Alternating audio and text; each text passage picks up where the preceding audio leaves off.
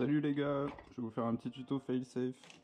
C'est super simple. Donc en fait, première étape, la plus importante, on enlève ses hélices, toujours.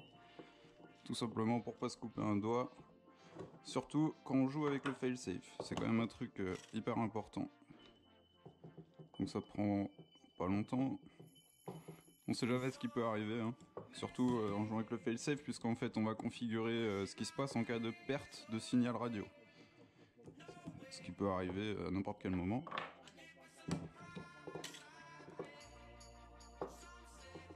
Donc première étape, on enlève toujours les hélices, toujours.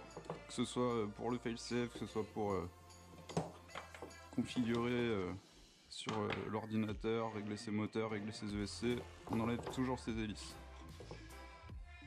Si le truc il vous part dans la tronche, je peux vous dire que ça va vous faire mal.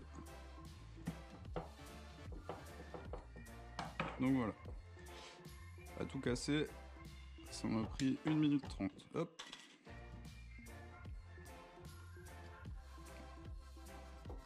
Donc là, on va voir comment tester le failsafe. Alors c'est très simple.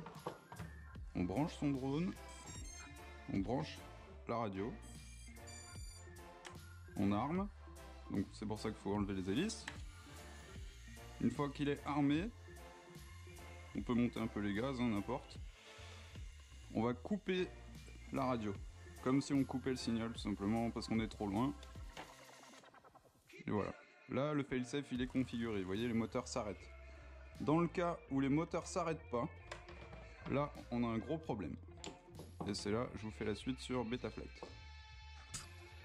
Donc, dans le cas où les moteurs s'arrêtent pas, ça veut dire que le drone va garder en fait le dernier signal radio, ce qui fait que si c'est un coup de gaz, il va partir vers l'infini et l'au-delà. Donc, on branche le drone à Betaflight. Ensuite, on active le mode expert, sinon on n'a pas l'onglet failsafe.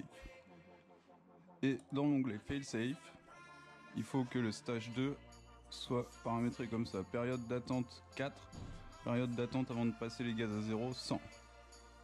En mode tombe. Donc on sauvegarde et on redémarre. On déconnecte.